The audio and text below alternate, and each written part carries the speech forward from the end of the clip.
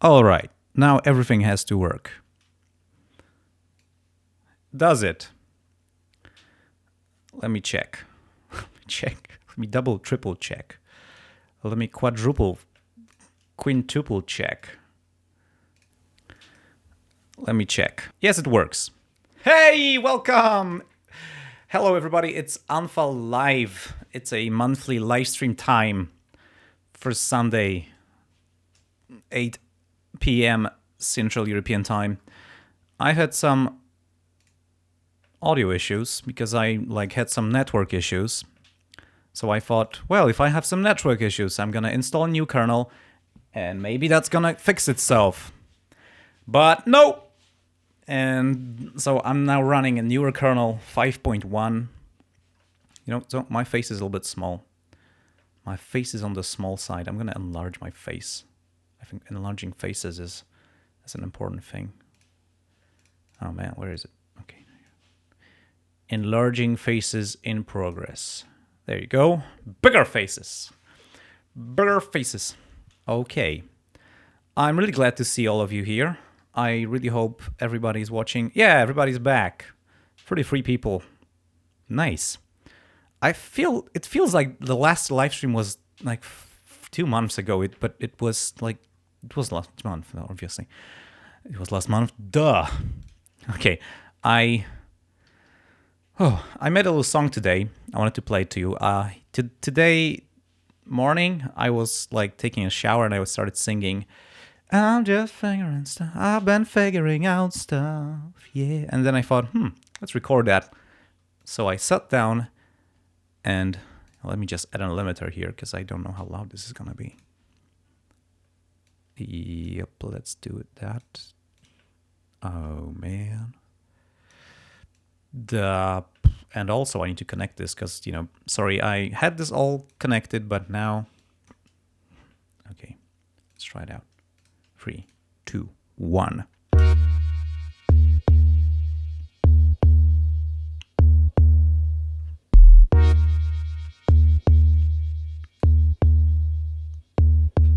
I've been figuring out stuff, yeah, yeah. I've been figuring out stuff, yeah, yeah. I've been figuring out stuff, yeah, yeah. I've been figuring out stuff, yeah, yeah. Woo! And it doesn't work, no, no, it doesn't work, no, no. And it doesn't work, no, no, it doesn't work, no, no. And it doesn't work, no, no, it doesn't work, no, no. And it doesn't work, no, no, it doesn't work, no. So that's a song. This is basically about my networking. But now it's also about audio. However, it works for now, so hopefully it's gonna stay that way because I don't want to redo that. I was thinking about what work we can do today. One thing I was thinking, let's work on that dubstep track we've been working on for the past 3 live streams. Then I thought, maybe not. I don't feel super excited about it. But I made the song today. Maybe I'm gonna show you how I made it. And then we're gonna maybe work on it and do some more things.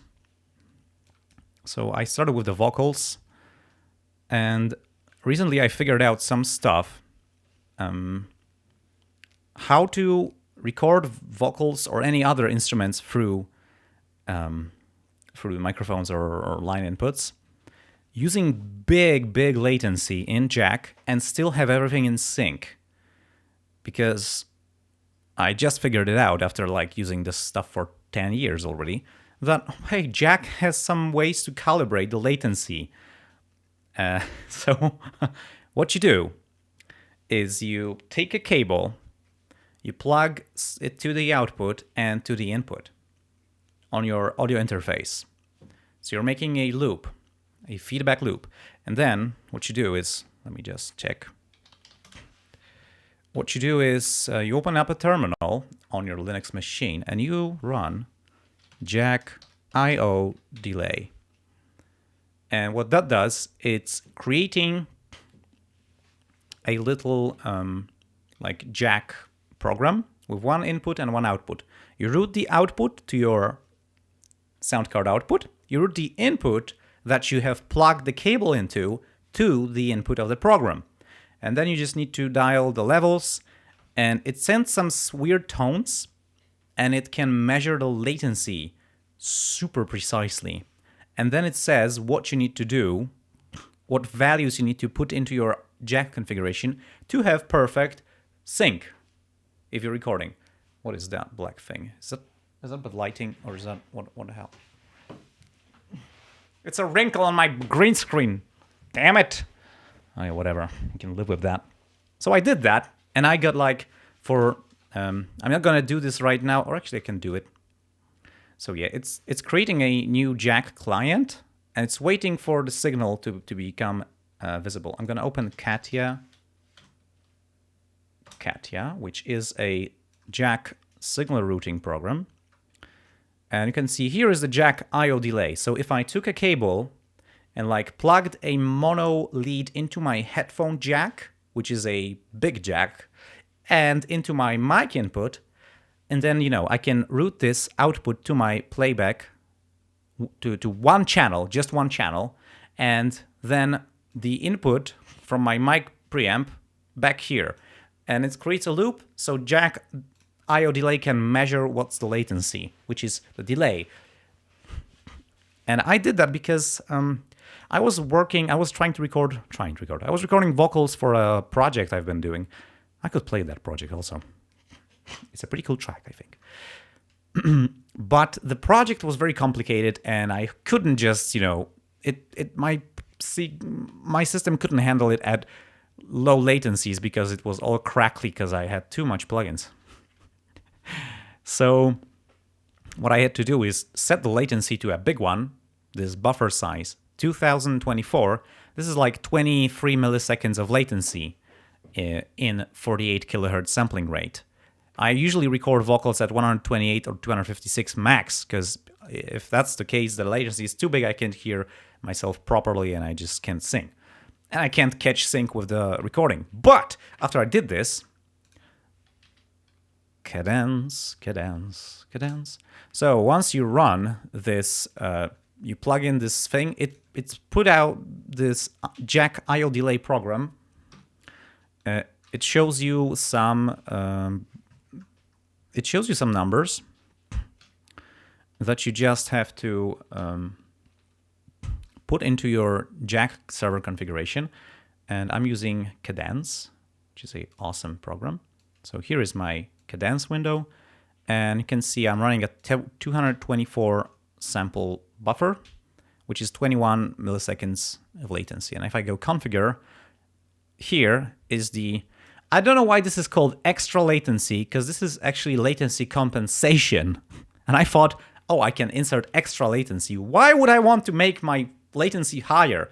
No, it's not for making the latency higher. It's for making jack aware of the latency the processing and the hardware all does. So when you record your clap with the metronome, like, you know, your metronome goes pick, pick, pick, and you go pick, pick, pick, pick, then the recording will be on point in time and not pick, pick, pick, pick, pick, because that's gonna drive you insane if you try to record something and you have to set your latency higher than, say, a few milliseconds. And that's what I had to do. So I figured this out. I've plugged in these two numbers, like 322 and 322, for both for input and output latency. And it works! I can record vocals in Ardor having a huge latency, and it is in point. But I cannot use the software playthrough anymore, or software monitoring, because that would make me hear myself with tremendous latency. So what I did is I got to edit preferences, signal flow, and here is a setting, record monitoring handled by audio hardware. Before I used Ardor, and that's using software playthrough.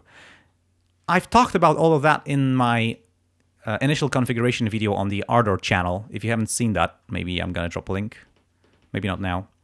Yeah, and I've been using this software playthrough all the time, and now I'm using hardware playthrough because I can have high latencies and I can just, record vocals and then use my hardware monitoring in my audio interface, or even just take out one headphone from your head and you can hear yourself singing.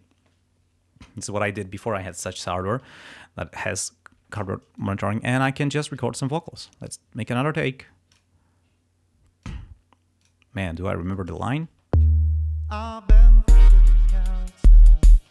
Yeah, I need to turn down the volume of the whole thing because I can't really control the hardware monitoring that easy. I need to turn out my headphones, and yeah, because I want to record with some dynamic range. And now I can record the vocals. I hope that's helpful.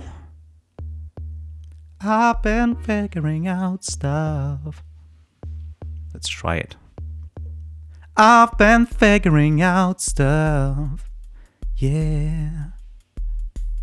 I've been figuring out stuff. Yeah. I've been figuring out stuff. Yeah. I've been figuring out stuff. Yeah, yeah. Woo! And it doesn't work. Oh no, it doesn't work. No, no. And it doesn't work. No. No, no, it doesn't work. No, no. And it doesn't work. No. No, no, it doesn't work. No, no. And it doesn't work. No. Ooh, fail. Okay, I don't remember. You see, I had to record these in multiple takes often, especially the second part, because first, I just started improvising this. Let's see. Now we have playback from the disc with, this auto-tune here is not actually correcting anything. You see the correction? Oh, can you see it? No, you can't. It's too big. It's too big. This correction knob is on 0, so it's not actually tuning anything. It's just showing me how in pitch am I when I'm singing. This is super useful if you're singing and you don't know if you're on pitch or are you sharp or are you flat or whatever. This shows you if you're singing the note you want to sing and if you're on point. This is very useful for monitoring your performance when you're singing.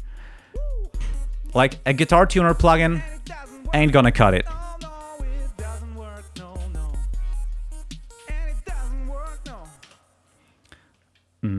And then actually all these tracks get sent to this bus, which has a compressor.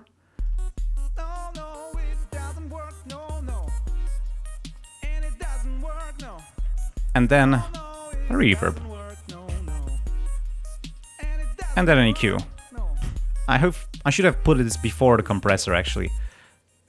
Yeah, I don't know why it's after compressor.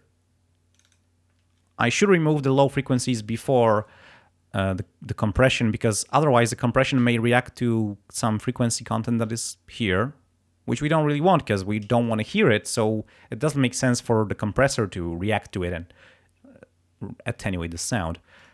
Rob Vanderberg says, me sees Dragonfly. Yeah, I started experimenting with the second Dragonfly reverb plugin, which is called the Dragonfly Room Reverb. It's a little bit different. I'm sorry, I need to blow my nose.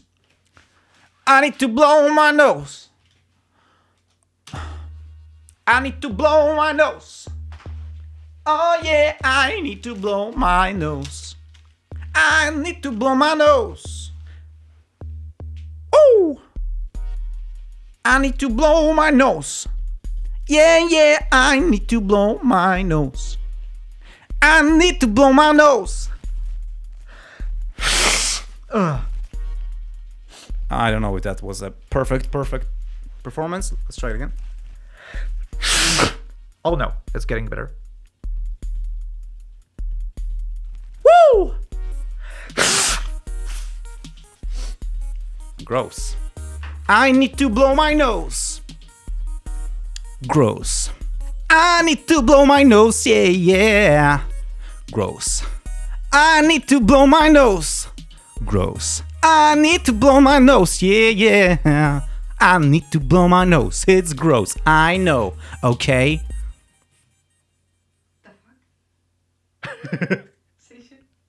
My wife came and asks, "The fuck?" Don't ask. It's unfa live. Anything can happen. All right. I think we want to have some cool sounds. You know what? We could experiment later down the stream. Ha! Get it? And use this funky Ninjas 2 sampler slicer plugin and play around with what we've just recorded. I think I'm gonna... I'm sorry, this is so ridiculous, but I'm having fun. I hope you're not grossed out and hope you haven't left yet. I need to check. Because there may be 5 people left. No, you're all there. That's good. Oh, I really, I had a long pause from singing because I got so just overwhelmed with all different work and stuff. But I so enjoy singing. It's so relaxing, and yeah, I really want to get to sing more. I hope maybe I'm gonna release something. Let's see if that sounds any good.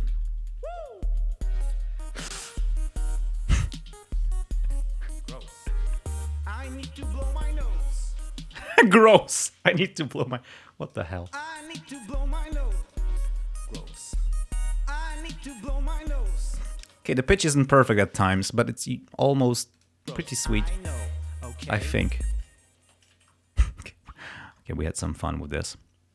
I think because it's... So the cool thing is, you see, I recorded this. I have a huge latency of 21 milliseconds.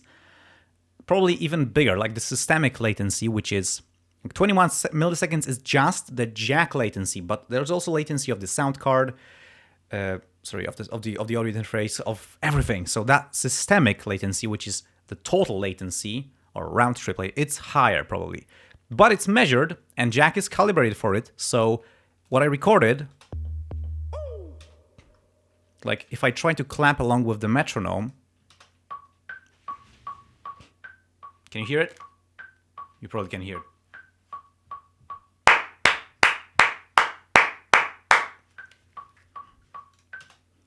Let's try and listen if that recorded well. We can even freaking see. Was I rushing or was I lagging? Was I lagging or was I rushing? Oh my goodness. Whiplash. I think I was rushing. Whoa, that's weird. I was rushing more and more. Holy crap, that's weird. Whoa, let's check it out.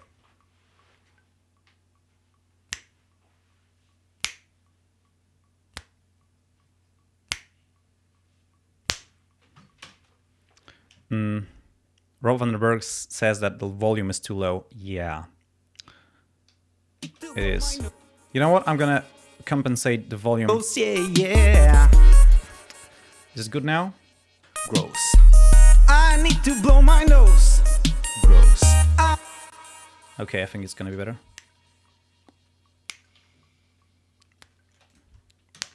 Yeah, the latency calibration is good. Okay, you know what I'm gonna do? I need to somehow control the volume in my headphones. So you know what I'm gonna do? I'm gonna open Also Mixer. I need to make this smaller.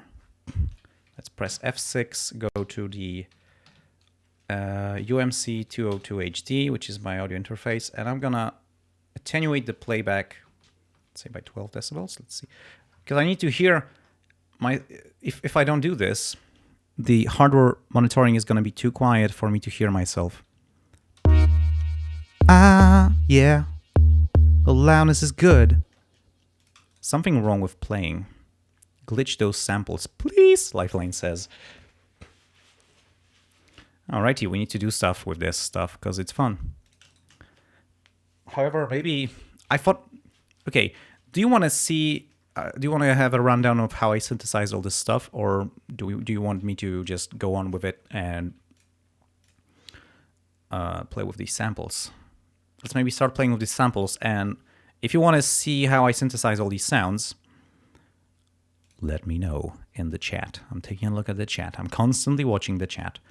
Okay, what do I need? I need Ninjas 2. I just updated it today because I wanted to get the best and the latest and greatest awesomeness from Rob Vandenberg, who's coding this plugin, and he's right now on the chat. It fits if I say, everybody please give a round of applause to Rob Vandenberg for creating Ninjas 2, which is a awesome sampling slicing plugin.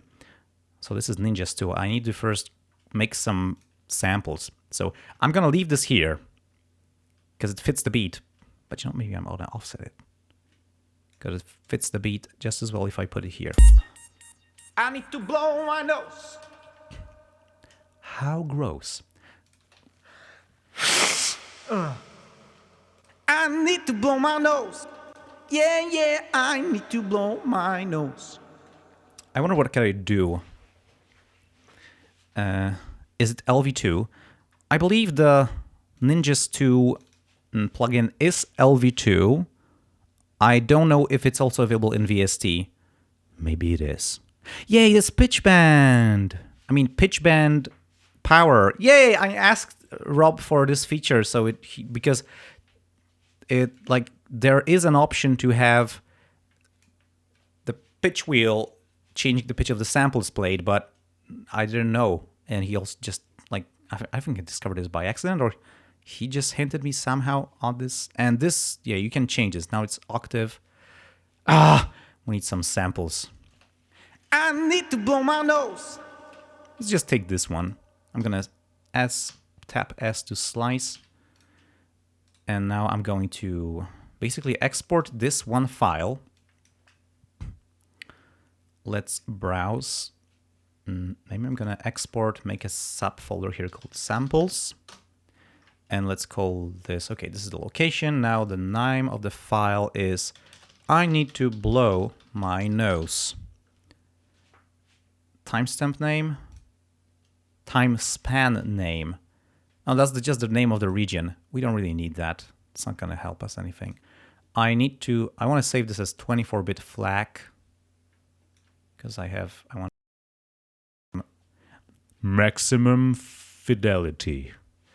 I hope the audio works. It could have dropped out because rendering samples. All right, let's drop this sample into Ninjas 2. Let's click load sample. Okay, I need to get to my... Can I type here? Okay, data. Oh man, data project. Oh man, you're seeing my whole disk freaking structure. Last modified, please. Figuring out. Yep. Export samples. I need to blow my nose. Hey! Oh, it automatically chopped this. So now, you know what? I'm gonna plug in my MIDI keyboard. And this is a good segue to show you how to plug in your MIDI keyboard. I have a little Akai MPK Mini. Someone says no audio. No sound? Is this sound working? Let me just check. Yeah, there's sound. Let me just check. Yeah, there's sound. If you have no sound, it's your problem, dude. So now okay. So if you connect your MIDI keyboard to your PC, it should be detected in Jack. I'm gonna show you Katya. Katya is a nice program that shows you stuff. Connections, Jack connections, patch-based style. It's just easier that way than just having multiple long lists and just clicking this, select this, and connect. Somewhere here, oh there's MIDI input. What is that? This is a spaghetti. This is a real spaghetti. That's like, wow. That's a real spaghetti monster. Yeah, that's what you get if you have lots of stuff. Okay, no, that's just a part of my MIDI setup. So that's not it. That's not it. Okay. Anyway, you should, like, if you have it all just works well, then you just select it and you should have this on the list. But you don't. I don't. So I open Cadence. Here's Cadence. Oh my goodness, please don't you hang on me. Oh no. Oh yeah. There it is. So we have Cadence, and here it has very useful tools like also MIDI bridge. So when you run Jack, you go export hardware, which means you need to enable it to export ports from your hardware controllers, and then you start the bridge. And now, if I click here, I have MIDI through, and I have my MPK mini keyboard, so I can just select it. And if I press record, I should have my MIDI input going. I'm not sure if onsets, slicing and dicing. I need to figure out. Okay, is it getting? I need to blow my nose. Okay, it's working. It is working. We just need to figure out. Okay, so C4 is the first like slice. Let's see. Let's just place a lot of slices and play this in loop.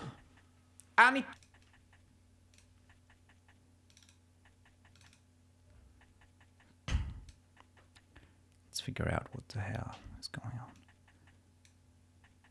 Oh, I just gave it one. Okay, let's give it multiple.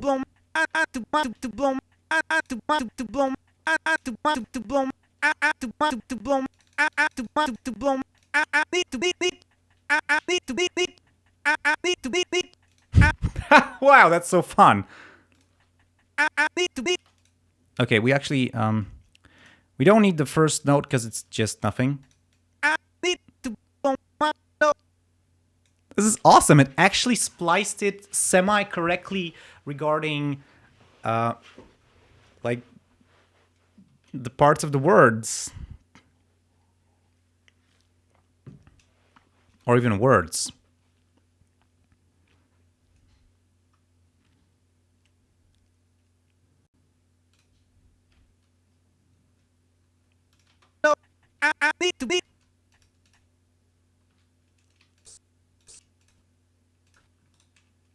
Oh yeah, we can also use these.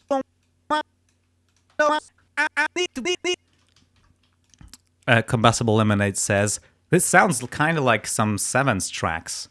Yeah, I got the same thought, like, wow, maybe that's how he's doing these all amazing vocal chops. Oh my goodness, this is awesome. Okay, let's give ourselves some kick bass. Maybe, I think we might need to, like, okay, let's unsolo things. No. Ooh, fail. No. I need to blow my nose. Okay, maybe let's make this. I don't like these vocals here right now. I don't need them. So let's just maybe copy this kick pattern. Dum, dum, dum, dum, dum. Boom, boom, boom.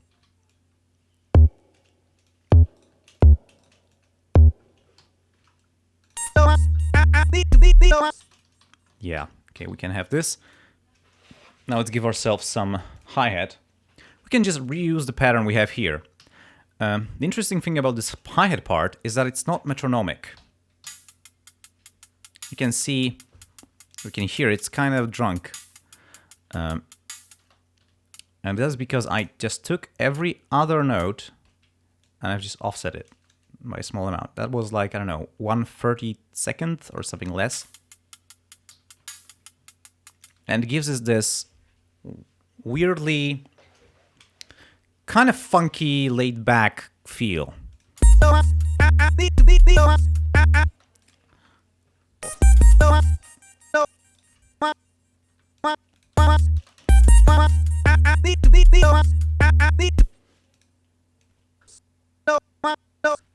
Do we have more slices up there? Nope.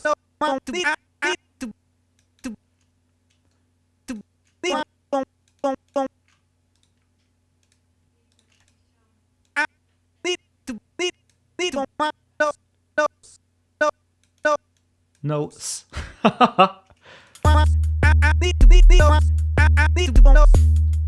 That's so cool. Woo!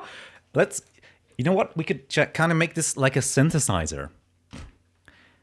I think that's a great thing right now, is that I am discovering things and you're discovering things along me and we're having fun together. It's not just like I'm showing you stuff that I know in and out and it's boring. And it's like, you know, to me it's at least boring, but it's something new to me also. I want to compress this.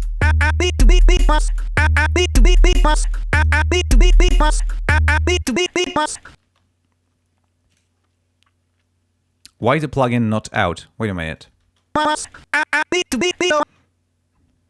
Mr. TXD asks, why the plugin not out? Also,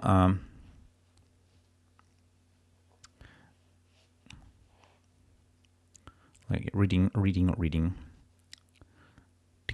ding, ding, ding, ding. Kick is kind of interesting. It has been based behind it. Maybe just hanging around. Okay, so there are some cool ideas. We could try using band pitch bends. So let's try. Okay, 8/192 is the middle value, which is no effect. I'm gonna check how is my don't burp burp burp burp. Oh man, where is that? Editor. Oh yeah, ignore y-axis click position when adding new automation points. That's what I want.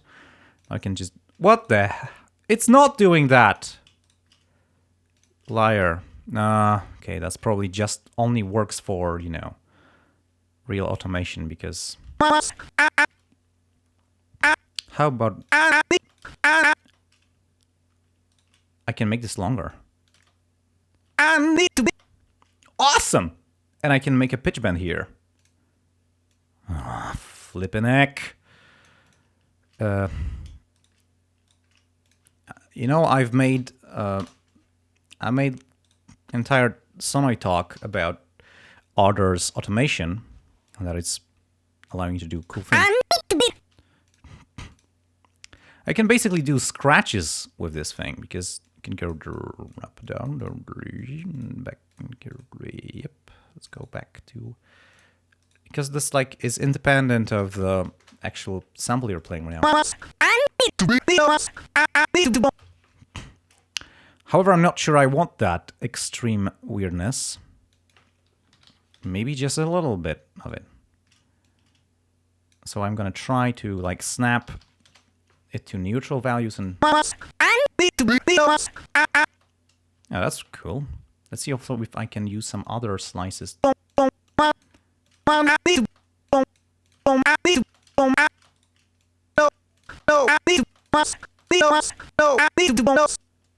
Sweet. I could just... this is not neutral. Yeah, like editing this pitch bend automation needs some work in order. It's really, really not user-friendly. It's a pain to just work with this stuff. That's why I don't use it much. Like, the regular automation is easier to use, but this is the worst. Oh, it didn't refresh because I have like, You see, it didn't register this point because it was right on top of the other point. Oh, it still didn't register. You son of a... Okay, so we need to give it a bigger slope because it doesn't refresh, so... That's pretty sick. I'm gonna call this vocal chops. Vocal chops 1, because we want to do some more. Oh, what the hell? Oh, please. Hello? We have audio? We have audio. I think it's the first crash of ardor today. Or is it? Oh, it's not. Just something weird. I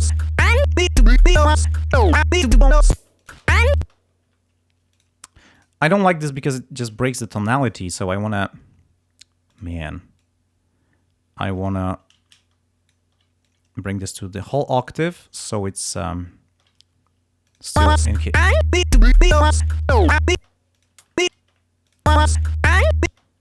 Oh, this doesn't sound good. Let's try this. There. Weirdness. I like this.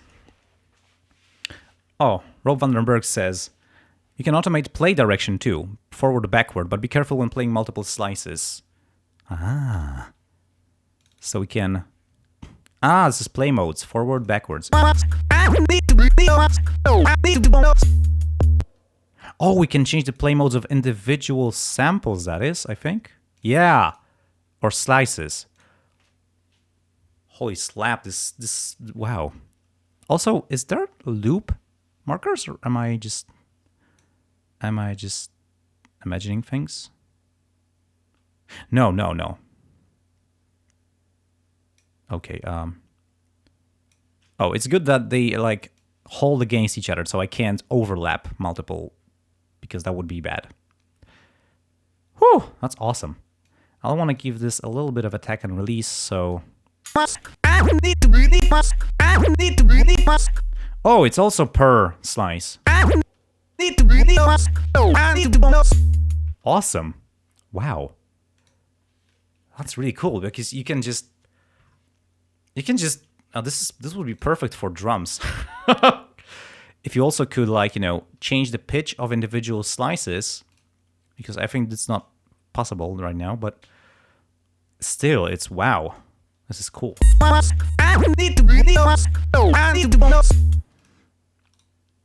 What cool things could we do with this? I don't know. Let's give it some snare. By the way, maybe this is a good time to... Maybe this is... Let's talk about the kick, or the kick bass, as I call it, and the snare.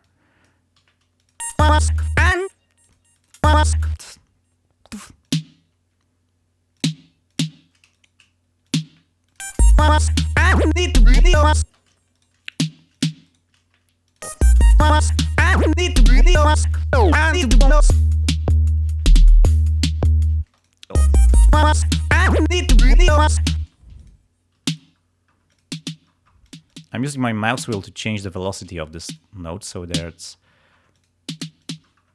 Let's see if...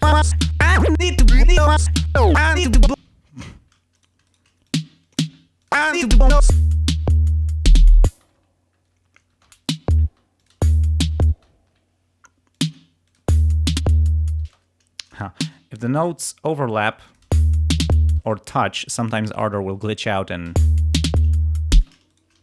Whoa! I deleted the whole region. I didn't want that. Let's see if that's okay. I don't like this hi-hat roll there at the end. Let's maybe try and do something opposite. That is... whip. Oh, wow, that's weird. I don't know what to do that.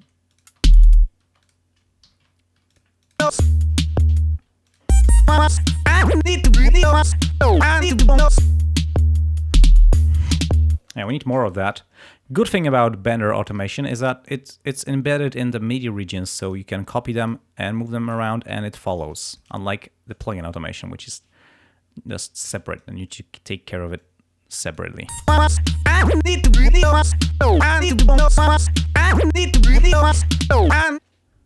think I want to do some variation here.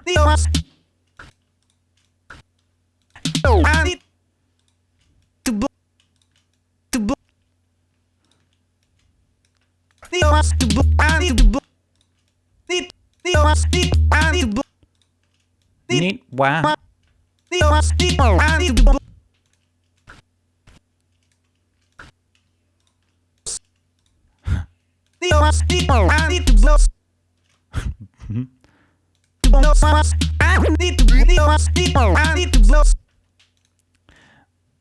Alrighty, that's something. Okay, let's take a look at the kick bass and just figure out how it works, because that's pretty simple and pretty satisfying. Also the snare. Let me just plug in my MIDI keyboard into it. Yeah, I have too low. What note am I playing here? Okay, it's D sharp.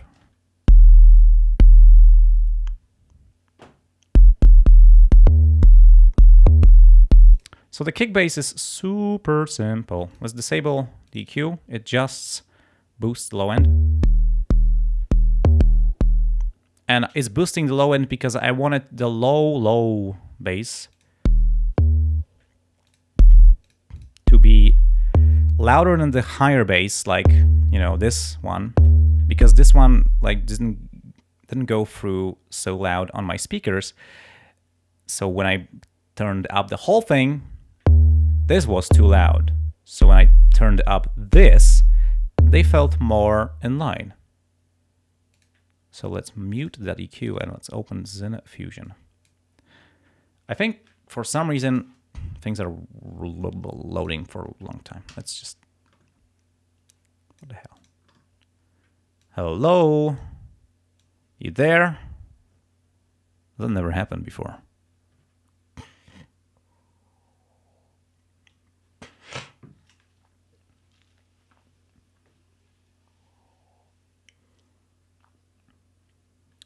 Looks like something's not working as expected. That's expected. However, no, that wasn't expected. I didn't expect things to work, to not work.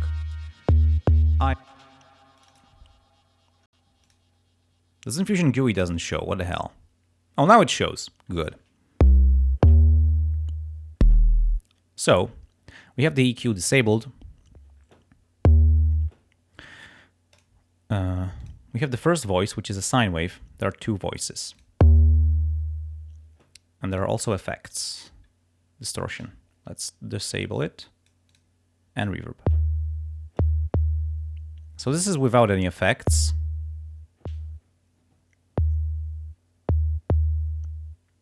It's just a sine wave oscillator. Just a sine wave. And it has a frequency envelope, sorry, on the global, a global frequency envelope that adds, I'm going to copy this so I can paste it back. It's a freeform envelope, so it's not controlled with these knobs because I wanted to give it a more custom slope. And you can see we are just creating a drum-like transient by manipulating the pitch envelope. I'm gonna paste what I had before. Yeah. And that's it, basically. Then it has an amplitude envelope, which is slowly decaying, making this, you know, for a normal, regular kick, I would use something like this. But for this kick bass, I'm using a longer one. And also, you know, the sound wave just keeps the frequency that I play at as long as this envelope has this point of rest. Actually, maybe I could do it like that. At this middle line. And that's the first voice. The second voice, let's disable the first one. It's a little bit of... It's a sine wave modulated by another sine wave with a weird frequency, so it just creates a noise-like sound. There's also an amplitude modulation here, just to play with it, and here the amplitude envelope. That makes this really quick. And together they give this. Oh, they don't. What's going on?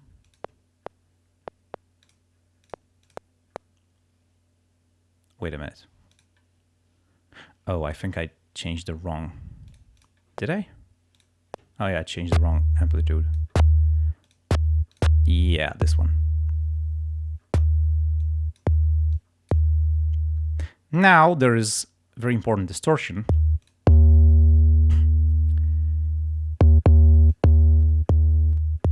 You see, it's mixed in a ratio, so it's not all the way. So this gives us some higher frequency stuff, and next is reverb, which is just high passing all the bass. I just want to give this some ambience, so it gives some space. So that's the kick bass. I hope that's helpful. I've been figuring out stuff. Let's try it. I've been figuring out stuff. Yeah. I've been figuring out stuff. That doesn't fit this part of the song at all. And the snare is super simple. However, somehow it just sounds like the Roland 808 TR-808 snare, which is really funny. Oh, I also forgot to enable the EQ. Okay, for the bass. So you see the snare is pretty much the same thing. It's a simple sine wave oscillator with a frequency envelope, which is again done by hand. And it has a short amplitude envelope. You can see here. If it's too long, it's gonna feel weird. And then it just has two voices of white noise with one of them has a band pass filter. I need some snare sample material. Yep. So this is it. Whoa, never mind. It's disabled either way. So that's this one noise layer, another noise layer, and with the sine layer, just the sine layer, and then together. Somehow the tuning of this sounds perfectly like the Roland TR-808 snare, which is very much used in trap music. And then a little bit of distortion. Tap tube warmth.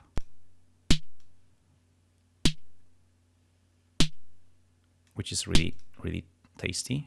And then in EQ.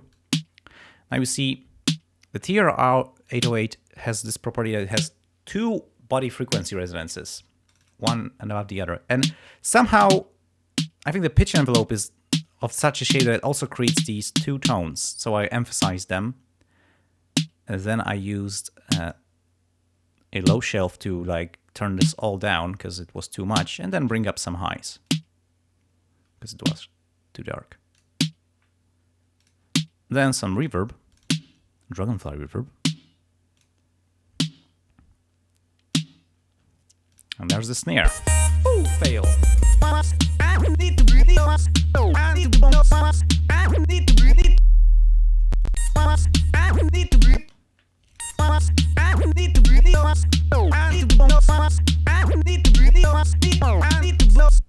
I think we need some sneezing, blowing nose samples used. Woo!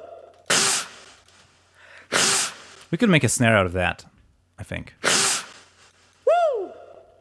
Also, if we pitch shifted this, we could make this to a kick, I think. Let's try it. Edit pitch shift. Let's go 3 octaves. Maybe not exactly what I expected, but... No, that doesn't sound very good. How about reversing it? Because that's fun. Alt 2? Alt 4? Yeah. Yeah, this is always fun. This never gets old. Maybe I'm gonna middle click and drag this sample down on its own layer, and Ardor creates a new layer. Sorry, a new track. Now it has its own track. I don't know if that. Now we can fail.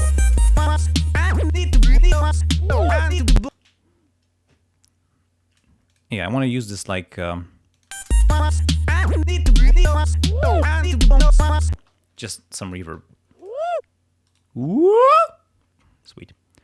Let's go Dragonfly Room Ev again. I'm gonna try to learn that plugin. You know what? I'm going to enable auto return so that when I press play and stop, the playhead is gonna go back here so I can replay the same part again. It's useful for auditioning. Give me some more. Oh, nice.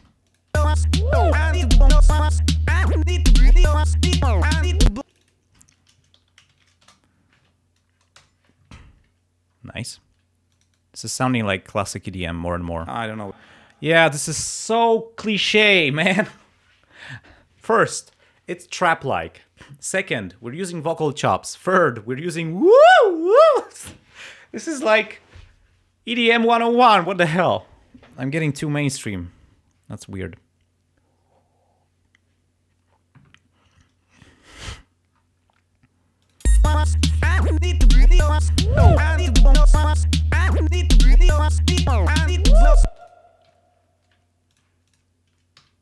And I want to reverse this, so it's good.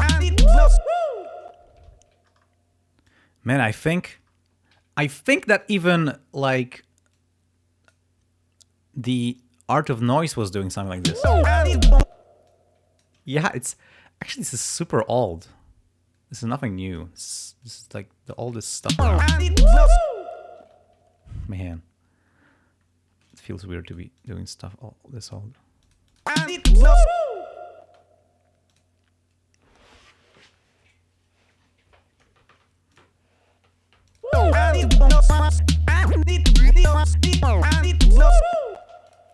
I like there's a little bit of there's a little bit of room reverb just captured on that sample. Well, we can't do anything about it really, but I want to do something to add taste, maybe spice it up. So let's use a flanger, but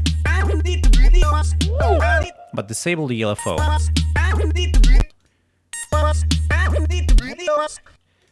Flanger is actually just a delay line that's using variable delay, and it's controlling the delay amount with LFOs. So, and it creates phasing effects, which are here showed on the spectrum graph. But we can automate mod depth, and we can basically do stuff like that.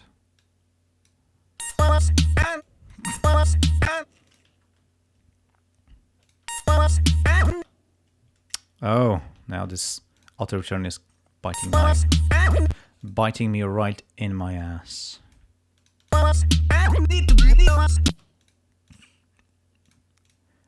Yep, we can try and make some weird stuff.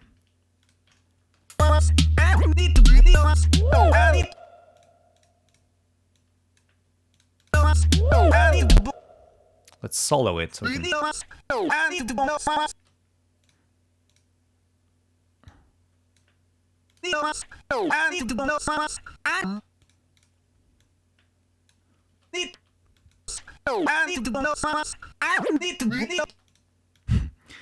Yep, This is fun with phasers. Let's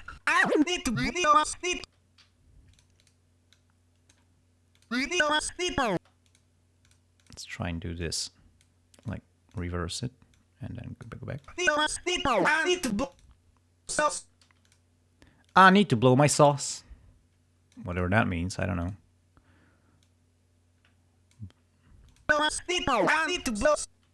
I need to blows. Weird. But that's the fun of vocal chops. You create sounds that don't. You could create words that don't exist, and never existed, and shouldn't exist. Okay, I'm using the range tool to select the whole thing with automation and just copy and paste it with my playhead position. Maybe, yeah. Let's do the playhead position. It's going to be easier. And let's paste this 4 times and just, I don't know, let it play. Oh,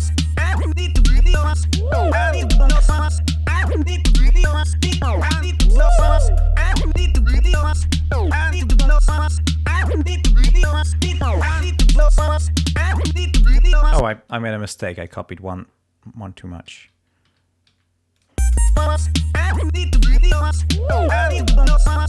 I need to be Thomas. Yeah, we don't actually have to use, if we were just having a single sample like this. Actually, we have multiple. You know what? Let's combine them. Oh, now I need to change this to mouse. I want to combine these samples.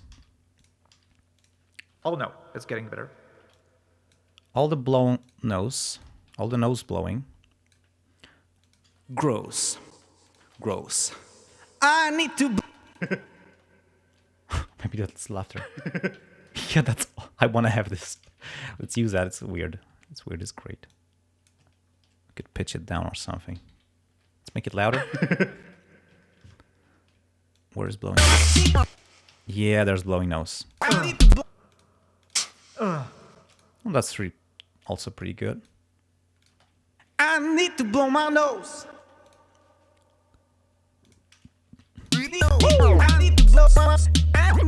I need to blow sauce. I need to be Thomas. Yeah.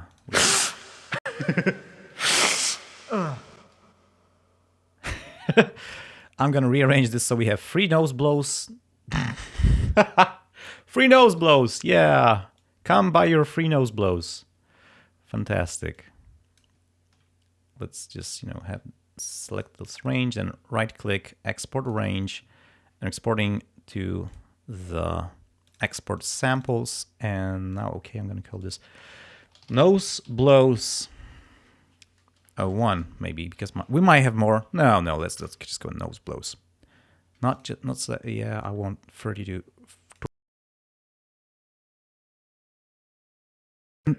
Okay, export it. Blow the bass. Let's mute this track. Bloss. And I want to do another chopper, chop. Vocal chops 2. Whoa, I should have typed it 2. Okay, 1 is already there, so it made 2 on its own. I wonder if I press this again, do I have to? Yes, I do. You know what? I'm going to copy this. Paste it here. Wow, wrong place. Replace it, and hopefully it's gonna remember the place. No, it doesn't. Rob, we need a better file selection dialog. This is not very useful. Or maybe I need to... Oh, there's... Oh, now. Oh, yeah. Okay, places help me out.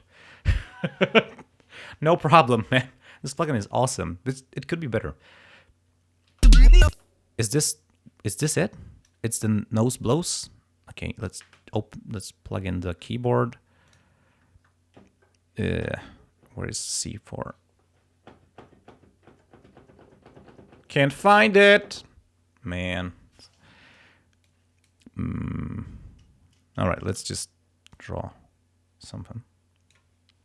C4. This is awesome. This is cool. This is perfect. Fantastic. And another one.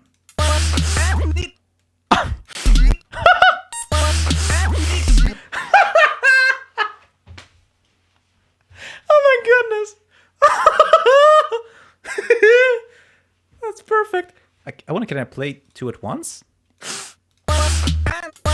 Or 3 at once? Can I stack them? Let's save the session in case something breaks. I can play all of them. Wow.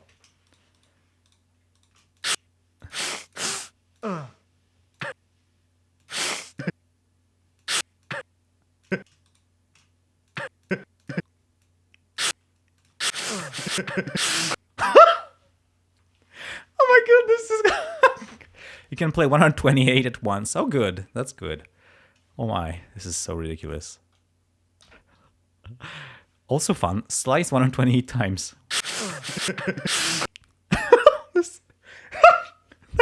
That laughter, what the hell? Oh, this is perfect. What's going on, man? This needs to be its own thing, like let's maybe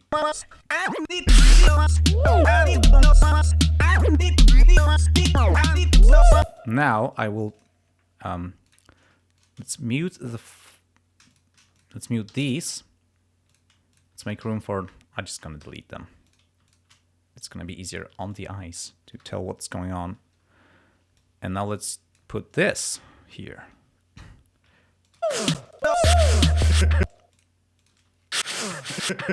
And I also want to compress this to even out the loudness of the different chops and oh man. Okay. Select right square bracket.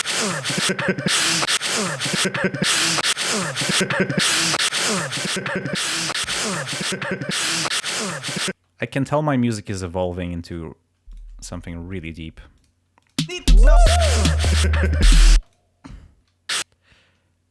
Also, pitch bends. I think pitch bend is mandatory here.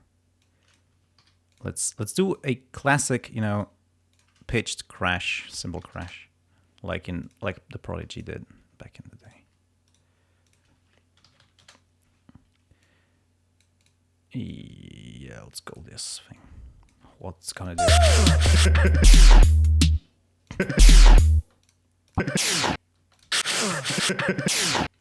Sweet, sweet, perfect. Maybe you know what? I should rearrange this. Oh no, that's not gonna work. Yeah, you know what? I'm gonna just do this and this. Now, for some reason, this doesn't just. Yeah, what the hell? Whatever.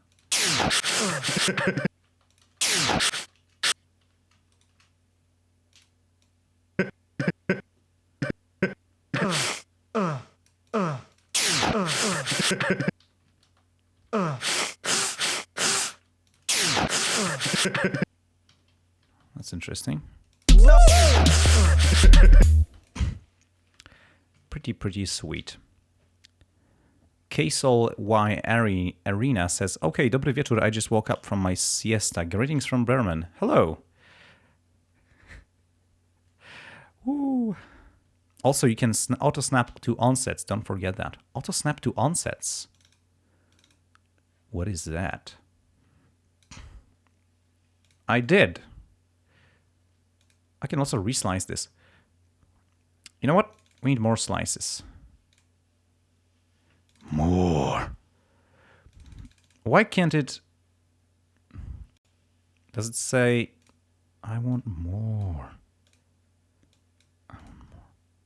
I want this to be separate slices.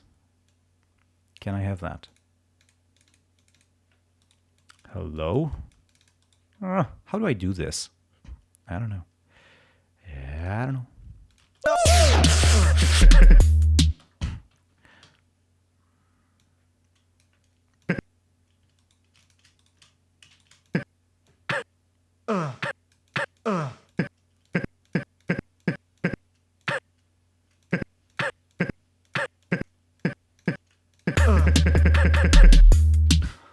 Deep.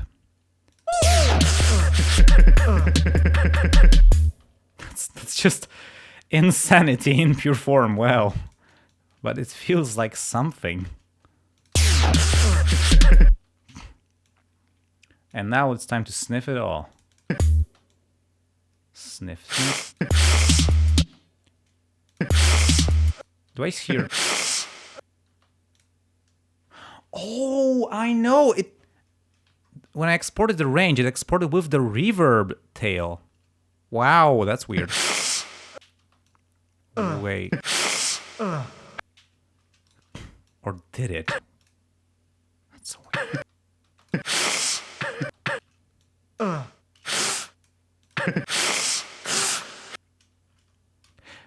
No, it does. It needs to be a little bit syncopated. So let's do it like that, maybe.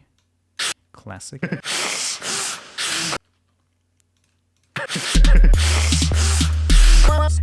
That's pretty decent. Let's give it a second.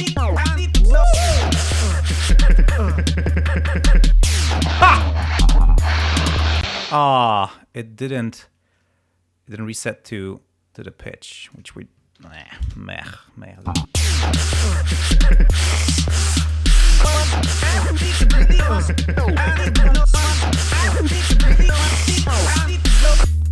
Oh, we can play both at the same time. That's deep. That's just you know, that's really that's a thing. Yes, that's a thing.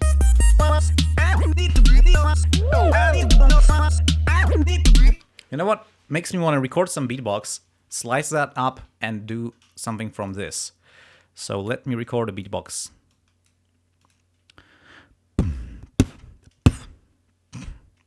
Sorry, I need to blow my nose.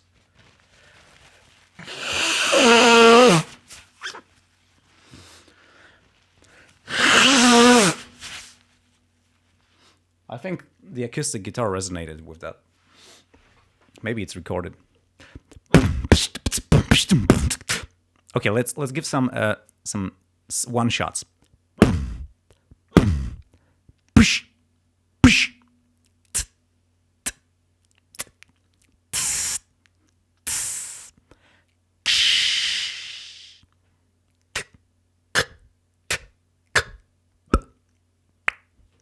Okay, I think we have plenty of material.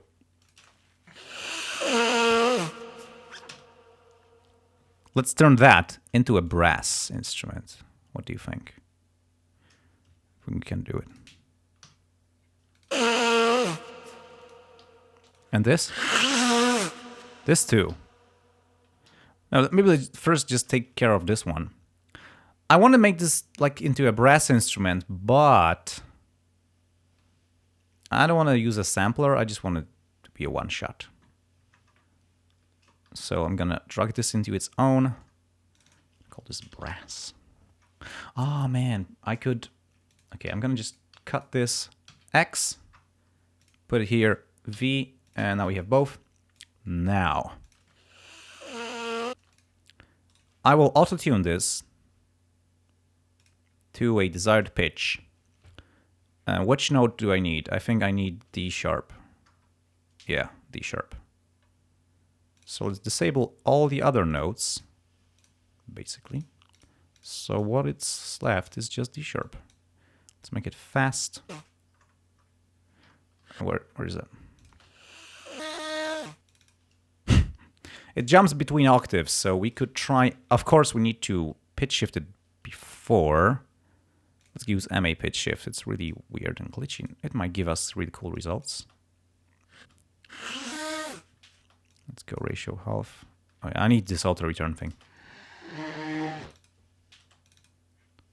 Maybe if I pitch it a little bit up, it's not going to jump down in this octave. Oh, it does still. Okay, no. That's weird. You know what? I'm going to go with this. It's weird. And okay, that's not a problem.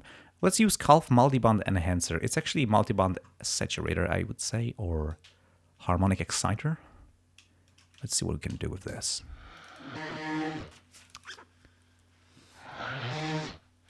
I want to give it some more high frequency. So.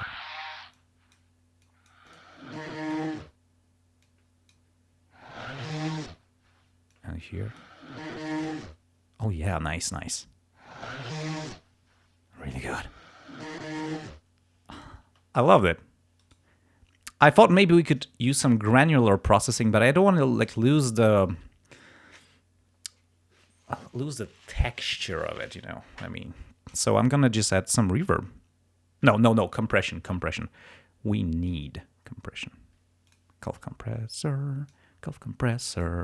It's a running no suppressor. Whoa, that's loud, sorry. That's blowing my eardrums. Okay, now let's give it some reverb. OTT. Multi-band compressed. Oh yeah, sure. Call multi-band compressor. Ah, man. No, there it is. Let's just bypass everything. I'm gonna turn down the output gain, turn it up. Yeah, this is the simplest form of multi-band compression I know. Just crush it. Because who cares? It's funny. It's yeah, it kind of has that OTT sound. Let's also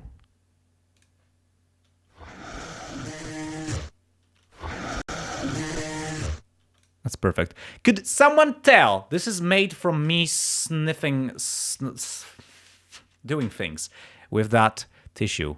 That is really sweet. 32 decibels. Are we peaking at 32 decibels? Over the top 32 decibels. I don't have OTT. I use only open source stuff. Sorry. But no, I can't say that.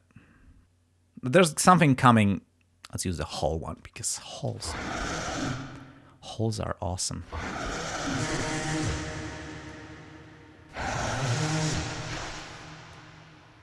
I think I need to cut off this little tail.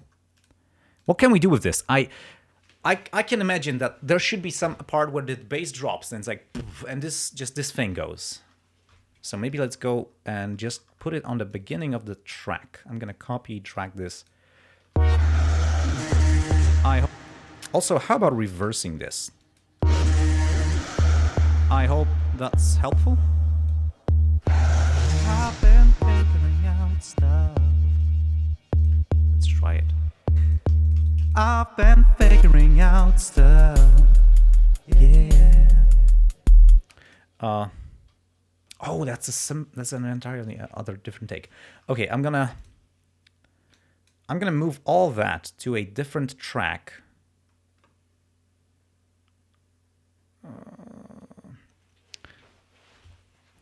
Lifeline says, sounds like a dying monster. That's good. I like this. Let's call this scrap. I don't know. Draft. Okay, I'm gonna go back to the proper vocal track. I hope that's... And let's mute this.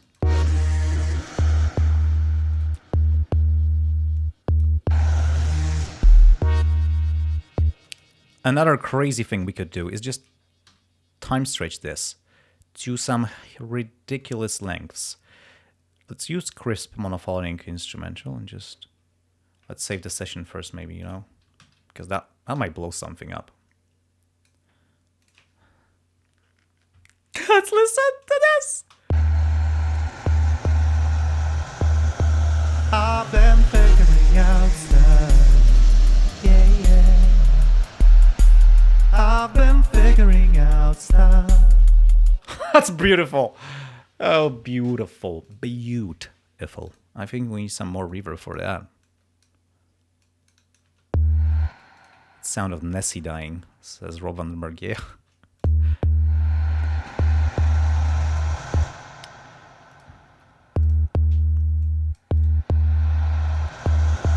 I've been figuring out stuff. Yeah.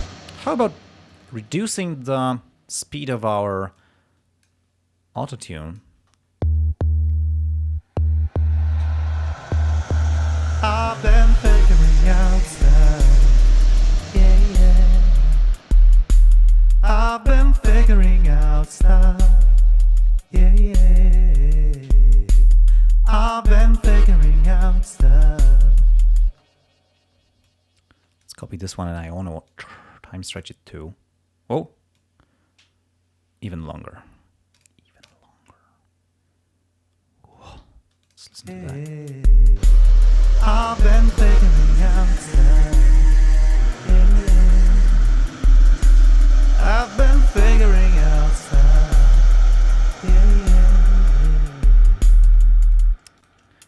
Oh, weird. I've been figuring out stuff. I've been figuring out stuff. How about putting the autotune before MA pitch shift? Is that gonna change how it sounds?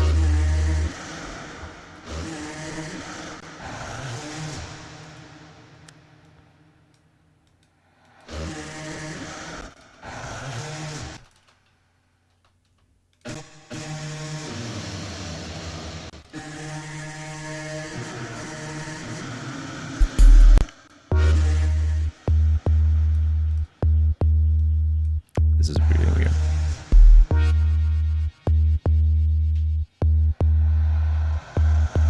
I've been figuring out stuff. Yeah. Rob Vandenberg says you could feed the auto-tune with MIDI to pitch the sample. Yeah, I could do that. I've been figuring out stuff. My right eye keeps blinking. Is that a secret code? I don't think.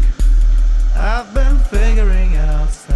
Yeah, I've been doing this with autotune. It's really cool. You can give it a MIDI input. Woo. And it doesn't work. No, it doesn't work. No. Oh yeah, what? Let's do this too. Woo. And it doesn't work. No, it doesn't work. No. And it doesn't work.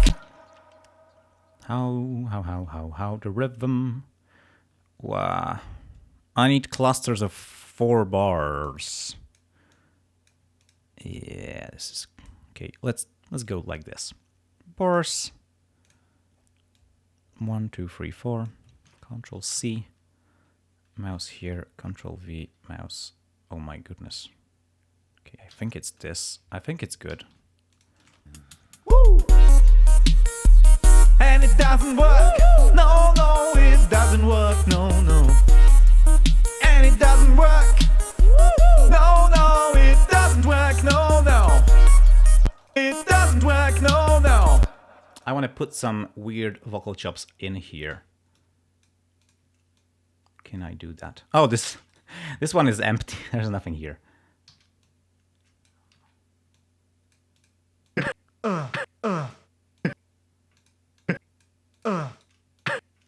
No.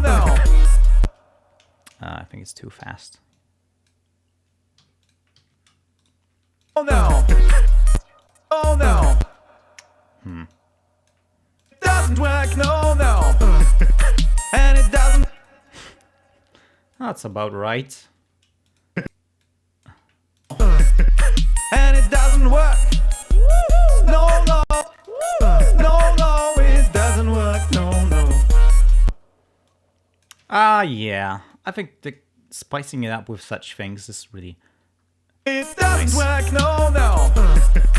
And it doesn't work. No, it doesn't work. No. K-Sol Y Arena asks, how did you level up the gain of a region without the right-click region's name, gain, boost gain? There are shortcuts for this. Basically Alt 1, 2, 3, 4, 5, 6, 7 do weird different things. So Alt 1 mutes regions. Alt 2 looks like deletes them. I think it didn't use that. Alt 3 normalizes regions. Alt 4 reverses regions. Alt 5 doesn't do shit. Sorry. Alt 6 makes 1 dB louder, give it 1 dB of gain, and Alt 7 gives it 1 dB less of gain. So No, it doesn't work. No. And it doesn't work. No, it doesn't work. No. And it doesn't work. No, it doesn't work. No. I need to know. I need to know. I need to know. I need to know.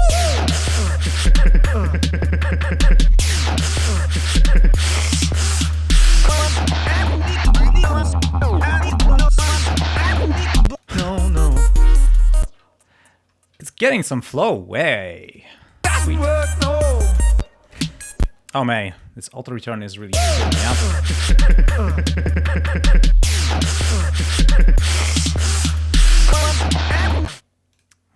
I need to add these extra. Oh, 8192.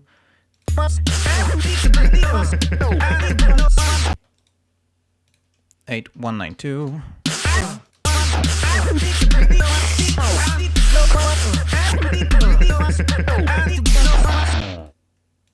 Yeah, they're missing, and that makes the automation not reset. 8192. 8192. By the way, do you know that Linux has a PC speaker sound driver, and you can install it and you can use it to output arbitrary audio. Just feed it through that.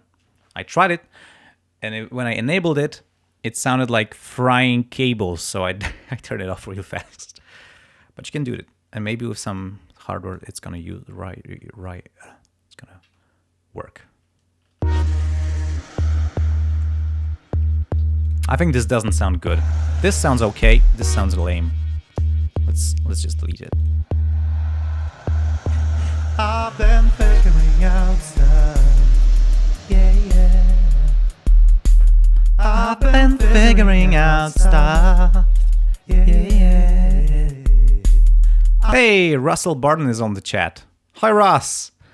Oh, it's been so many years. I've been in contact with Russ Barton since I released Backside Front album, if anybody remembers that. That was in 2012, I guess. And it doesn't work. No, no, it doesn't work. No, no. And it doesn't work. I think Lifeline says goodbye. It doesn't work. No, no. Oh no, it's Rob Vanderberg. Bye, Rob. Thanks for the plugin. No, it doesn't work. No, no. And it doesn't work. No, no, it doesn't work. No.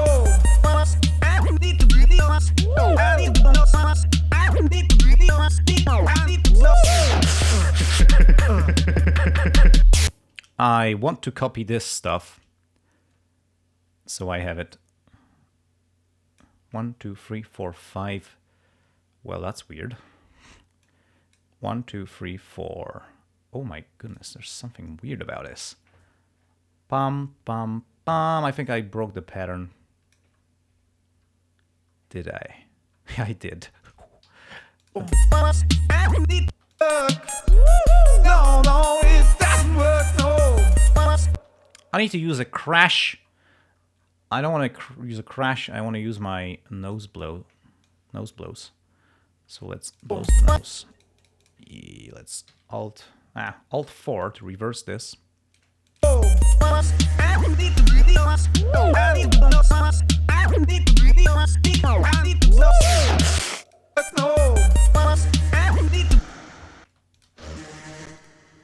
How about clipping this? Whoa! And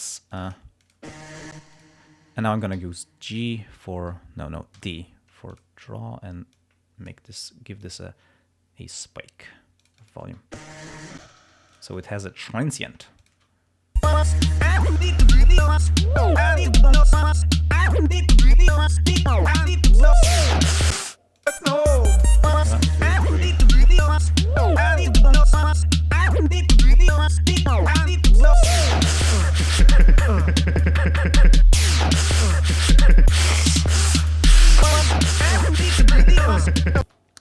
This is insane, I love it. 1, 2, 3, 4.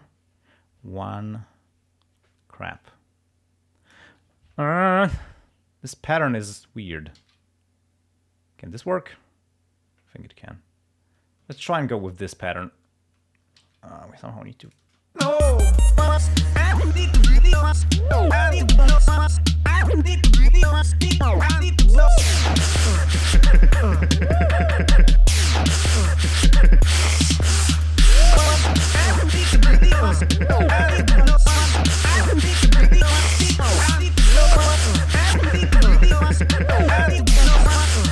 Yes!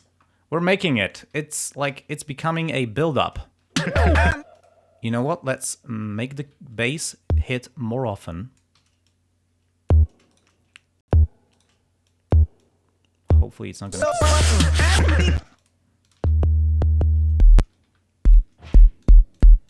How about this? Dun, dun, dun. Can I use C? Let's try it. Let's try to see if it works.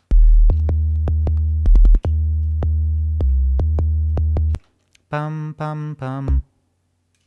The problem with very low bass lines is that it's really hard to tell if they are in pitch. And you can see it's not in pitch. It should have been C sharp. Pa, pa, pa. Yeah, we have 3 minutes left until we're going in and figuring out the...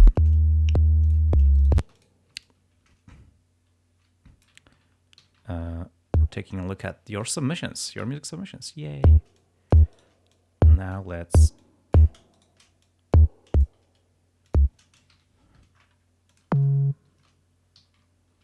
How about this? Let's see if this...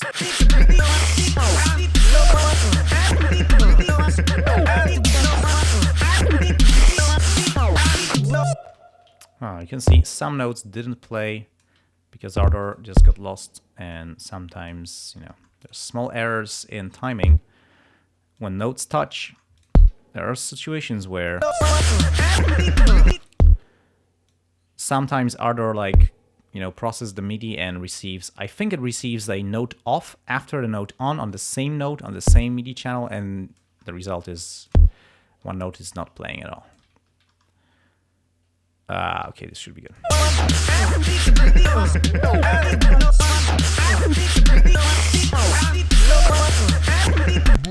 One problem I see is that we have this, our nose blowing is very much more loud than the rest. So I'm going to use a de-esser plugin, Calf de-esser, to mitigate that, to equalize that. So let's play a loop of this.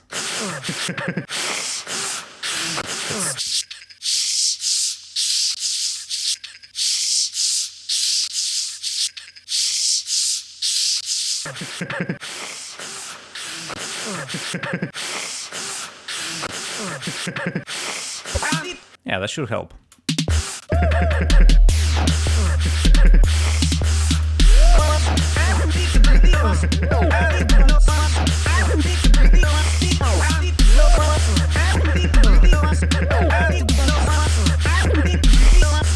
Now I need the snare to also ramp up. Like something like this I want.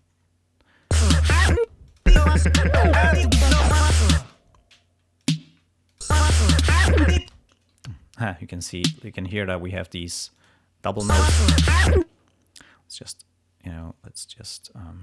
oh, I didn't make a drum bus for this track. I usually do that for heavy sounding tracks to, you know, add saturation and compression for the drums only. I didn't want this track to be heavy sounding. That's why I didn't do that.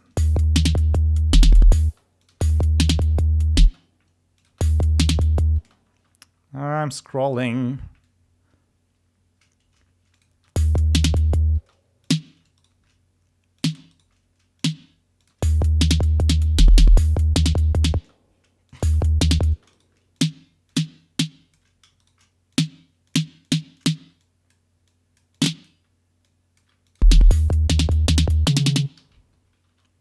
I think this should provide a build-up.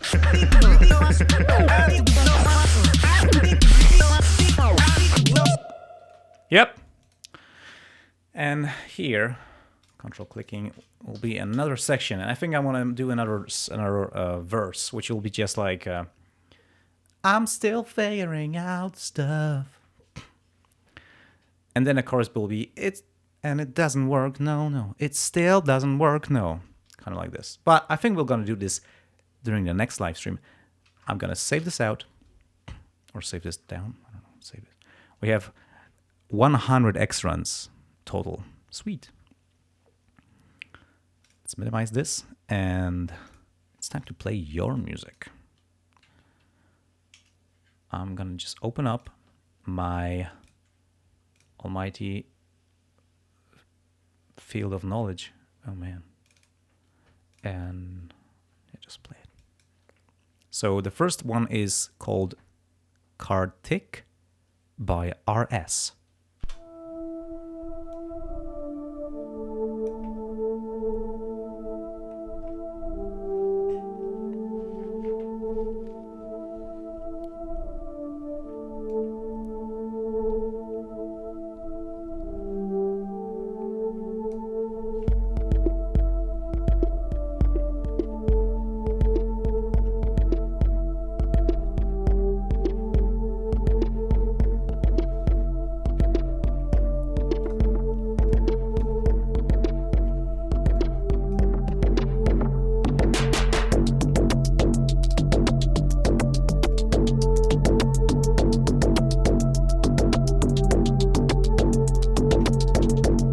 It was done with ardor, and that's all I know.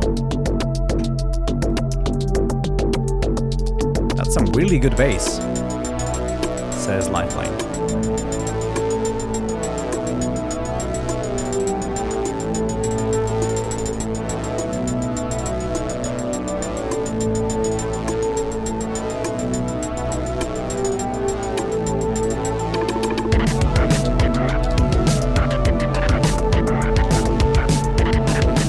Sure, it's all in key.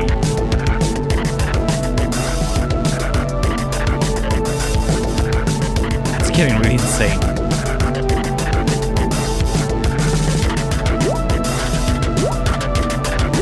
That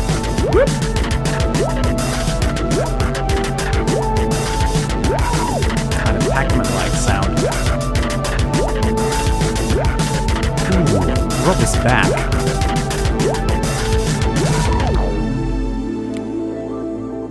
I love the drum part. This reminds me of the Unreal soundtrack, the original one.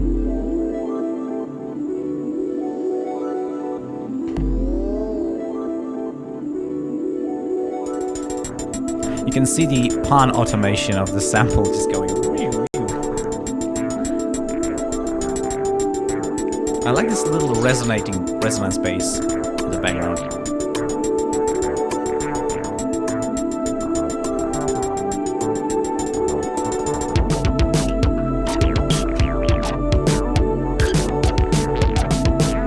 Strange because it's both soothing and insane at the same time.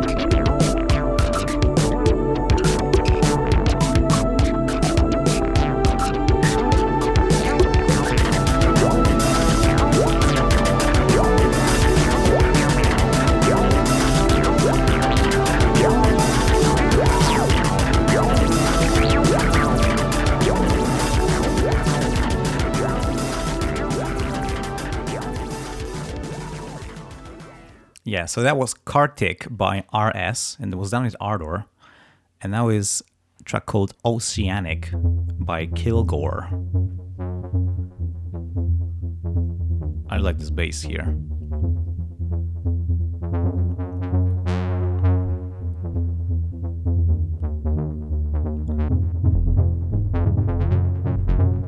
Weird. Super simple but effective.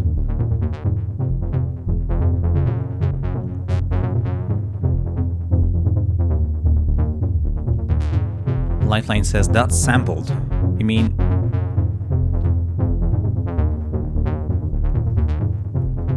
I mean, this is taken from a different piece of music, you mean? This whole bass part?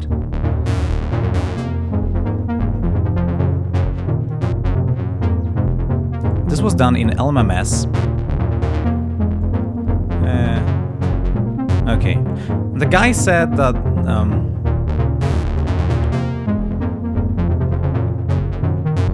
the track is clear from any possible copyright. So if he lied, then we are fucking screwed. Sorry. Because all the money is gonna go to some, Aphex Twin. I've been wanting to look up Aphex Twin orphans now to make sure this is not taken from that. be a pity because, you know, if people are gonna submit music that they didn't make, even then I will have to make the whole process of submitting music much more difficult for people, so I don't get stuff like that, which would be a bad thing. I don't want that. But I hope this is original.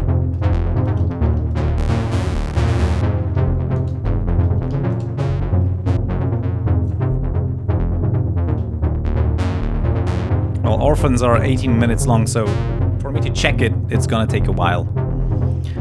So I can do that right now.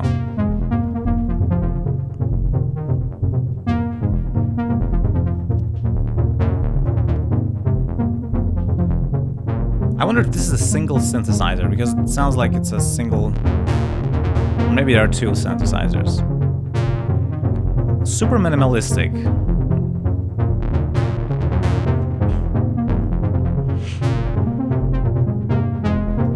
Maybe I'm gonna have to maintain a blacklist of people submitting, you know, music that has a lot of samples already been stolen.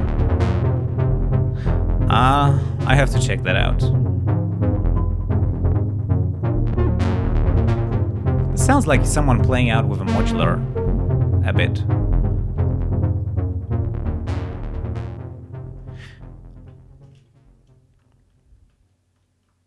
Yep, so that was probably Oceanic by Kilgore, but we'll need to verify if it isn't actually Aphex Twin.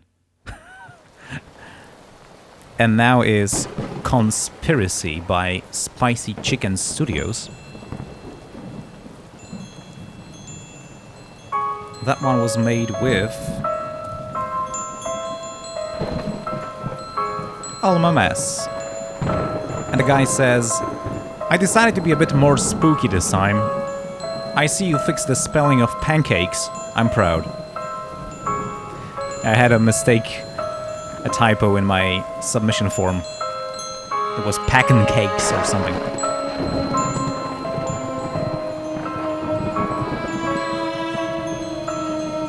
Had some really decent sound fonts at work, I think. I wonder what did he use for the strings and whatever that is.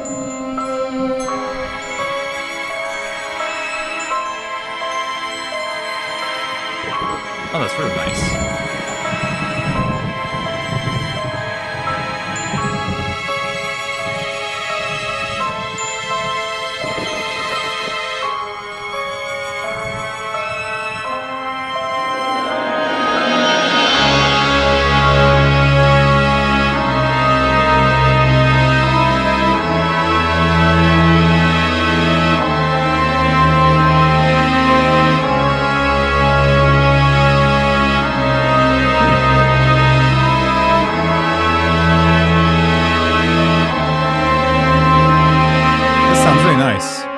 I wonder what sound fonts did he use, and are these free or commercial ones? I think I'm gonna ask him, because I don't think we have Spicy Chicken Studios in the chat right now. That's really nice.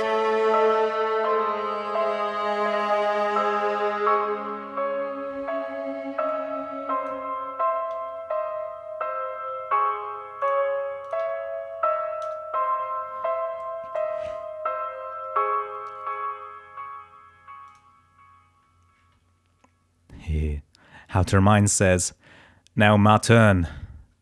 Yeah, that was Conspiracy by Spicy Chicken Studios, and now is coming up a track by Outer Mind called Pixel Magic from his upcoming Pastel Party 4-track EP, or is it out already? This is a WAP.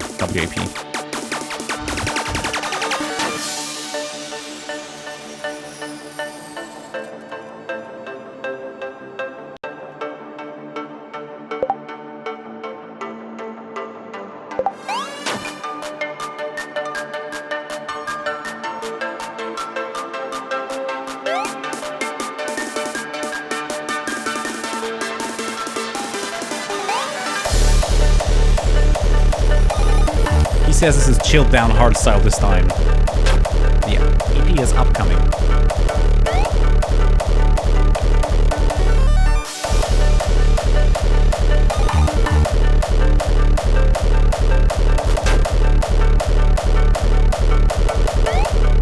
Yeah, he's been using SFXR for the chiptune sounds. It's built in LMMS, so that's a nice thing.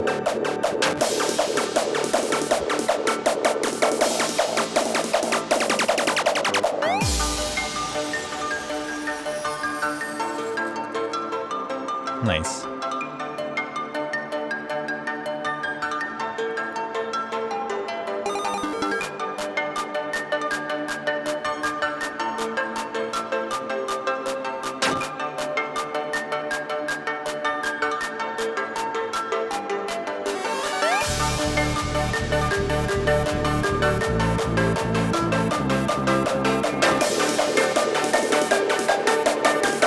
I really like the snare roll.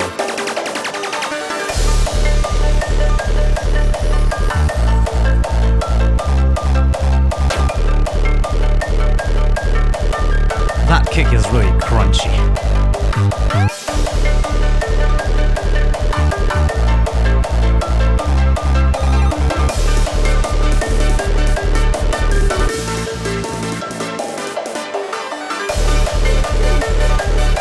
Ultramine says that the riser is made with triple oscillator and the chip chord is Freeboy.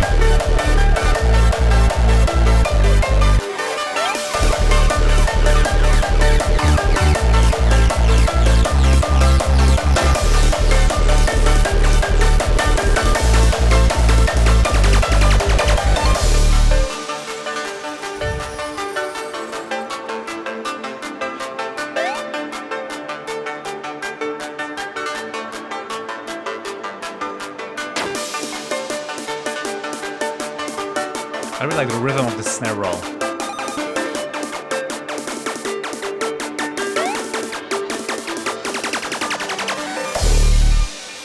And that's the place where the DJ drops the second track exactly on the last kick, so it smoothly goes from one to the other. So that was Outer Mind. Pixel Power. What's Pixel Power? Pixel Magic, sorry. And this is a track called Helios Click. It was done in Ardor. The guy's name is Clax.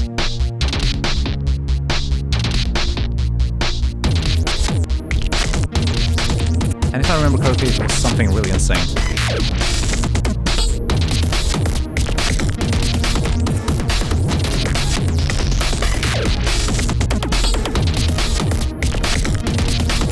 Weird detuned pads.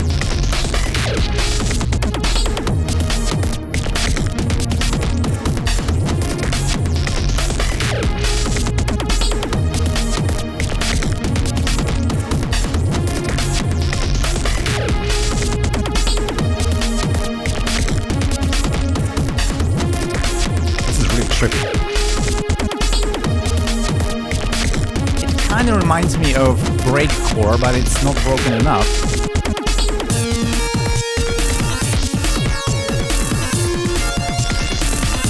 It's like high tension.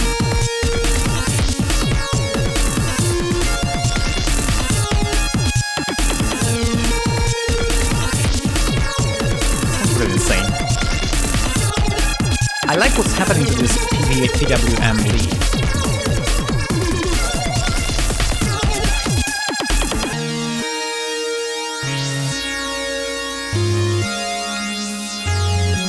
I like this part, but it sounds microtonal at parts.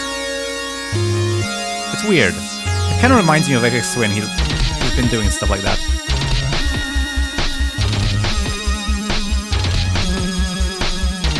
Lifeline says it's drill and bass.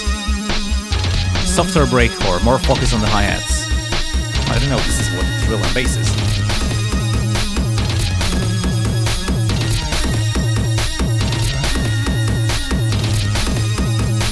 The lead is very piercing. This is awesome. I like this part a lot. I like the rhythm of this and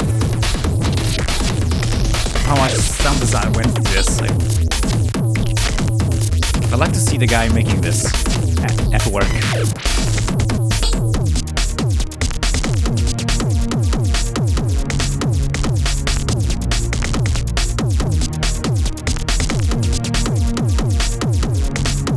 So that's Helios Click by Clax, and it was made with Ardor.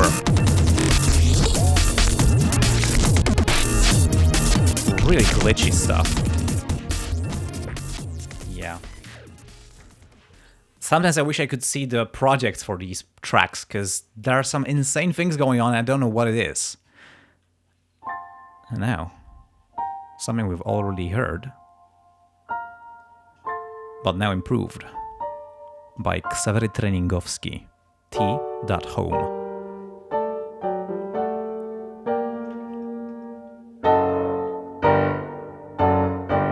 It was made with Ardor.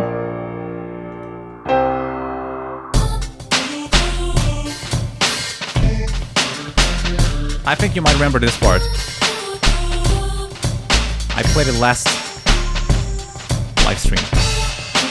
But there was nothing more then. And now there is.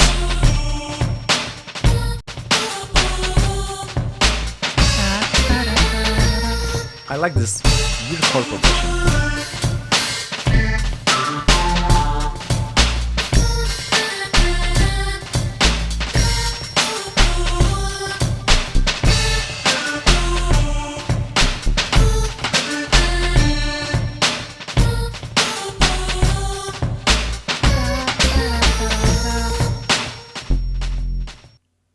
So Ksawery is doing consistently very short, very memorable pieces. I like that. He says it's not the newest version. So he might have been confused. Because he submitted it twice for this live stream, once by email, once by this forum. Better luck next time, man. And this is called Part 66608 by Choria.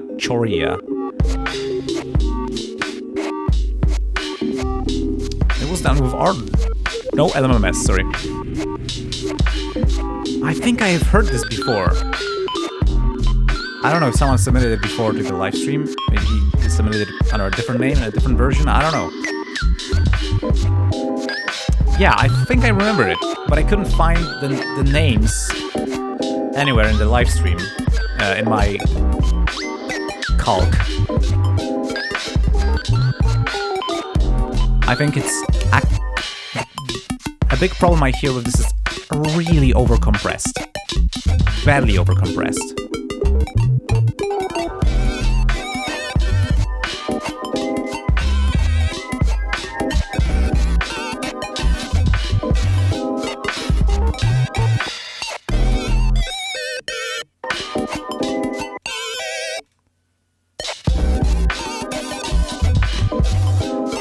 There's something called the crest factor meter. This is basically it. It says you how much dynamic range you roughly have in your track. I think I should have pushed everything through this so we can see. It shows you the peak and the RMS. And basically the difference between peak and RMS is your headroom. So if you're all square waves, your headroom is 0.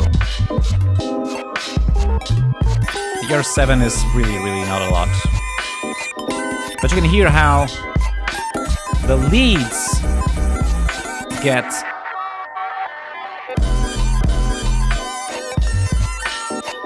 like washed out when the drums hit. And also we can see on the waveform it's really crushed. Oh, I like this. That was really nice. So it's weird because the feel of this track is very chilled out, very easy, but it's so compressed that it kind of opposes that feeling, which was weird. Oh, now we have better stuff. Let's measure this again. Now it's a little bit better. It has more air.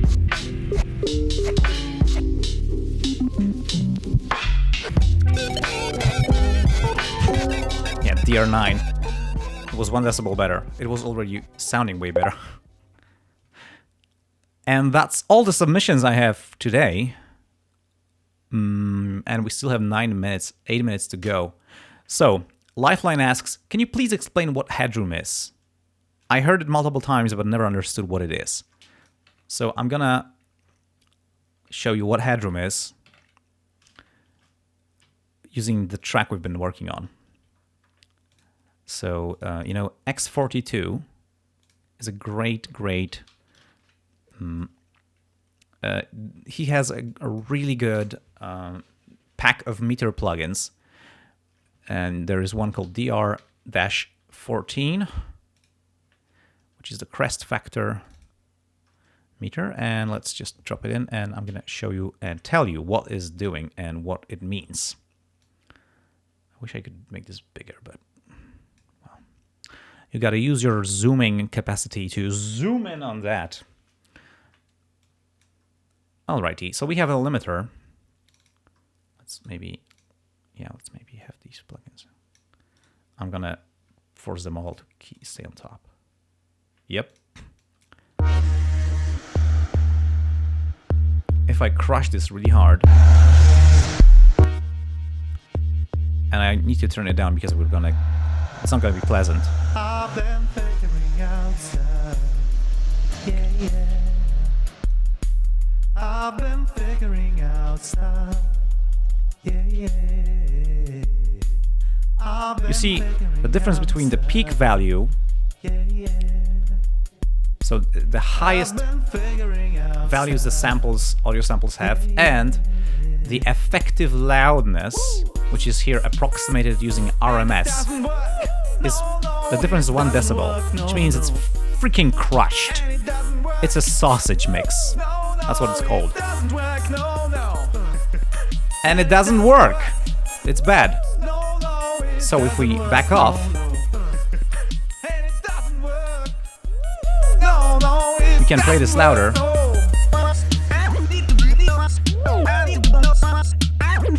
And you see we have much more difference between the peak and the RMS.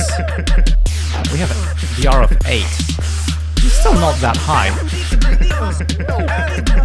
But we're not like, you see, our limiter is only working when the drums hit. And this is basically, to me, this means that the limiter is doing its job. Well, if it's hitting on the bass notes, that's too much. So with this calf limiter, if you limit, it's actually applying input gain against the limiter, which has a fixed threshold. Now I lower this, so we have lower threshold.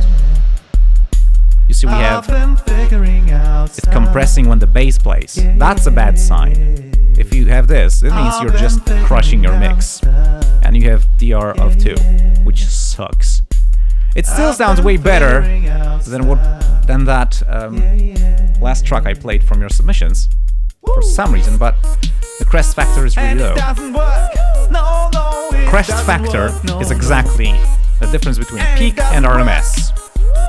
It's some indication of the headroom. It's not the headroom itself, like it's some indication of the headroom. But usually headroom is, when you think about headroom, is the amount of volume you have left. Oh, this is pretty crushed. However, sometimes the track is just not dynamic. Not too dynamic, and it's not that it doesn't have any microdynamics, which is short-term dynamics, like, you know, a transit of a snare. Just, you know, if you have a piece where there's just a string ensemble and they're playing legato all the time, the crest factor is probably going to be pretty low, because there's not going to be much peaks to just jump off and rise the peak value. So you need to use this as an indicator that something might be wrong. It doesn't mean it is wrong. Like right now we're measuring DR4, which is super low, but we're not even limiting this. Almost no limiting, only on drums. I can back it off more. And it doesn't sound bad. It sounds okay.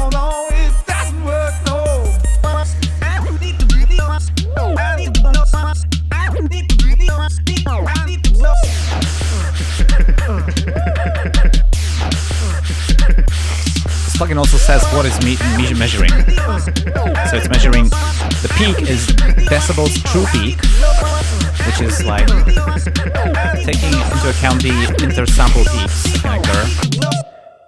And the RMS is top 20 RMS. So I guess it's top 20% RMS measured across the last 3 seconds. It's a useful plugin to have, especially if you're mastering and you can compare the dynamic ranges of tracks. Alrighty, we have 3 minutes left. Actually, no, that's 2 minutes, 30 seconds. I wonder how are you guys hanging out there? Yeah, it's still 25 people watching. Wow. Alrighty, I hope you found this live stream useful. I must say I didn't have a really solid idea what I'm going to be doing today. I made this track and I felt like, let's just go in and get the feel of it and figure it out on the spot, what we're going to do. And I think we've been doing really awesome things. We figured out how to slice samples with Ninjas 2. We've been playing with samples, like recording some weird stuff, adding effects, digging into some synthesis of the drums. Whew. Yeah, and we've heard some interesting music from you. So big thanks for that. I'm still gonna check this Aphex Twin possible sampling to make sure. And yeah, maybe I'm gonna have to start a blacklist of people who can summon music if they do that stuff. I don't know. I hope not. I really don't want to do that. I could upload this project and give a link under the live stream archive. Also, I'm gonna upload it to Patreon, so you can download it and play it around and maybe, use the samples to your own music, do some stuff. If you use my samples, just please leave a note somewhere that use unfa samples or something, whatever. Anyway, yeah.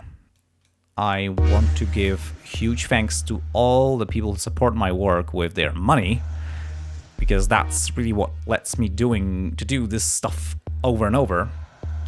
Because, I've been in a place in my life before when I could do whatever I wanted. I didn't have to care about, feeding people. And now I have a wife, so I need to do that. So it's really great that there are people who find true value in what I'm doing, and they want to give their hard-earned cash to me so I can keep doing this. So I really want to thank you all, you guys.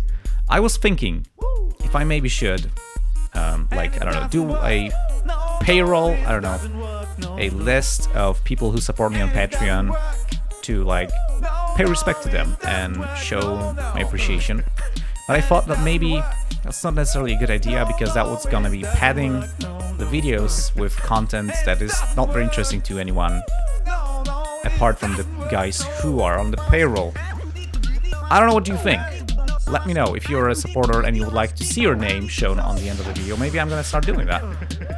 I didn't want to do that because I thought maybe it's just diluting my videos with non-content.